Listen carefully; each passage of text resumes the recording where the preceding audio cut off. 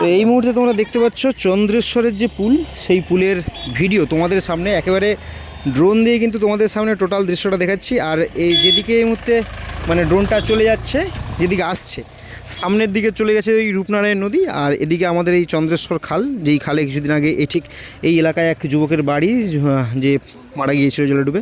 তা এখন কিন্তু জলের চাপ অনেকটাই আছে, অর্থাৎ মানে রূপনারায়ণের জলটা এখন বেশি আছে।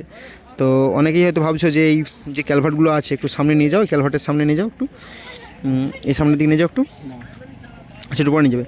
তো ওই যে ক্যালভার্টগুলো আছে, হয়তো অনেকে ভাবছো যে ক্যালভার্টগুলো তুলে দিলে এখন জল চন্দ্রেশ্বরের জলটা বেরিয়ে যাবে, এমনটা কিন্তু নয়। তো এখন জলের চাপটা অনেকটাই আছে গোপীগঞ্জে, মানে রূপনারায়ণ নদীতে। তো এখন তুললে উল্টে নদীতে জল ঢুকবে, এই হচ্ছে গল্প। এখনও প্রায় 1 ফুটের বেশি জল কমতে হবে নদীতে।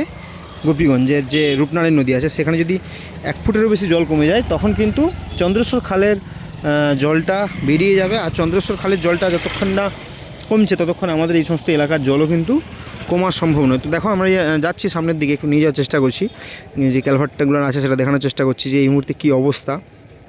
দুদিকেই গেট আছে, প্রায় সম্ভবত ওখানে 16টার মতন গেট আছে, কমপ্লিট গুনলে হয়তো জানা যাবে। আর সামনের দিকে, সামনেরটা একেবারে যে রূপনারায়ণ তা নয়, সামনে থেকে সোজা চলে গিয়ে রূপনারায়ণ। তো চলো রূপনারায়ণের দিকে একটু এগিয়ে যাই, দেখতে থাকো তোমরা রূপনারায়ণের দিকে কি আছে। আমরা যদিও এই মুহূর্তে এখন দেখো ড্রোনটা আমাদের মাথার উপর দিয়ে আস্তে আস্তে চলে যাচ্ছে, ড্রোনের আওয়াজটা আসছে। আর জানিয়ে রাখি অডিও কিন্তু ড্রোন থেকে আসে না, ড্রোনে মিউট অবস্থায় রেকর্ড হচ্ছে। আমরা এই মুহূর্তে ড্রোনের ডিসপ্লেটা দেখে কিন্তু টোটাল অডিওটা দিচ্ছি, মানে পেছন নিচে থেকে বলছি। আর সামনের দিকে দেখো ওই দূরে দেখা যাচ্ছে রূপনারায়ণ নদী, একদম জলে কানায় কানায় পরিপূর্ণ হয়ে আছে, বুঝলে। তো চলো সামনের দিকে এগিয়ে যাওয়া যাচ্ছে রূপনারায়ণের দিকে। এখন কানায় কানায় পরিপূর্ণ রূপনারায়ণ নদী। দেখো সামনে কিন্তু এসে গেছে একেবারে রূপনারায়ণ। রূপনারায়ণ এই মুহূর্তে জলের টানটা একটু কম আছে। এই রূপনারায়ণ দিয়ে কিন্তু সমস্ত জল পাস হয়ে যাবে বঙ্গোপসাগরের দিকে। তো চলো ফিরিয়ে আনো ড্রোনটাকে। এই মুহূর্তে রূপনারায়ণের দিক থেকে ফিরিয়ে আনার চেষ্টা চলছে। একটু গোল করে ঘুরিয়ে দেখো কী অবস্থা। বলছি না কটা গেট আছে? 16টা তো নাকি? 16টা গেট আছে।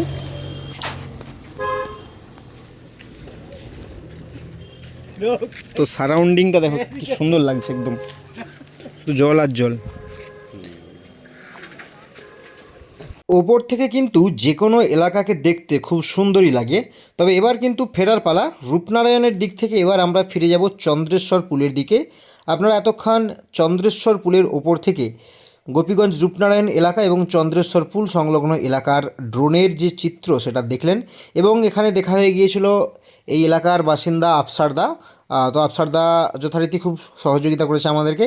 আর সমস্ত ভিডিওটি ধারণ করেছে Arushi studio, Panchgechhia, Bubukanta Rana proprietor. Mobile number নিচে দেওয়া রয়েছে, তাই আপনার বাড়ির যে কোনো শুভ অনুষ্ঠানে সুন্দর মুহূর্তগুলোকে বাঁধিয়ে রাখার জন্য, সংরক্ষিত করার জন্য যোগাযোগ করতে পারেন রানাদার সাথে। তো আপাতত টাটা, আবারও পরের কোনো এক ভিডিওতে দেখা হচ্ছে তোমাদের সাথে। ভালো থেকো, টাটা।